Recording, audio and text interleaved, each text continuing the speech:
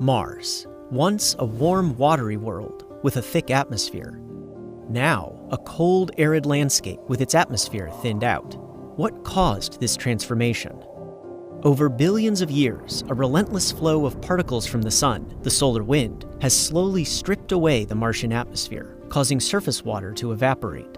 But how exactly did this happen, and how could it affect future Mars explorers? NASA's new ESCAPADE mission aims to find out. The Escape and Plasma Acceleration and Dynamics Explorers mission is studying the planet's real-time response to the solar wind, helping us understand Mars's climate history using 2 spacecraft in orbit for the first time.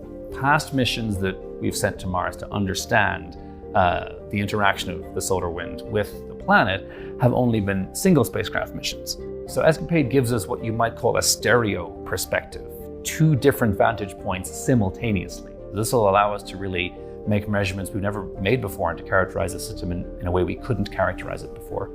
ESCAPADE's twin spacecraft fly in 2 different formations to see how Mars responds to the solar wind in both time and space. This is the first time that 2 or more spacecraft have worked out a formation in orbit about another planet, in this case Mars. In the first formation, nicknamed the String of Pearls, the 2 spacecraft chase each other in nearly identical, highly elongated orbits. This allows ESCAPADE to observe rapid changes in the Martian atmosphere caused by sudden variations in the solar wind. When we have 2 spacecraft crossing those regions in quick succession, we can monitor how those regions vary on timescales as short as 2 minutes up to 30 minutes. Before we had to wait for 4, 5, 6, 7, 8 hours. In the second formation, the spacecraft have different orbits that are more separated from each other, allowing ESCAPADE to study both the solar wind and the upper atmosphere of Mars simultaneously for the very first time. We'll have 1 spacecraft in the solar wind so we can measure what's coming in, and then 1 spacecraft closer to Mars. This will help us understand the cause and effect of what's happening when space weather comes to Mars.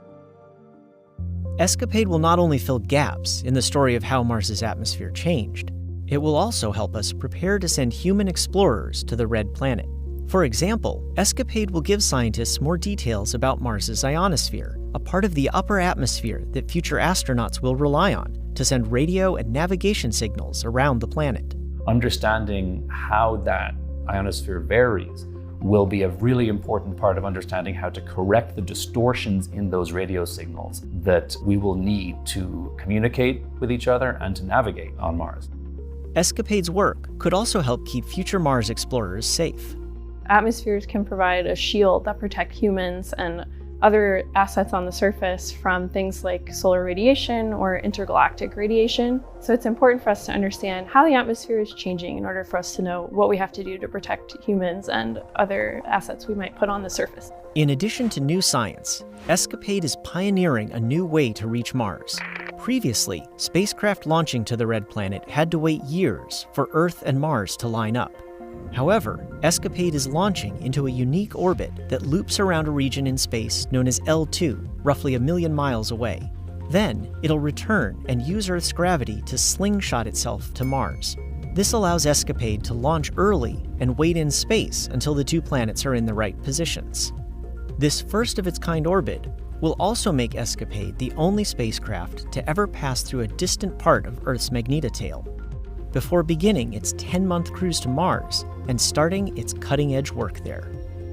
NASA's heliophysics fleet is looking at the sun's influence, and with ESCAPADE, we'll now have multi-point measurements at Mars, which will help us have a more comprehensive picture of what's happening throughout the solar system. We need a solar system-wide understanding of space weather in order to protect our technology and our astronauts wherever they go.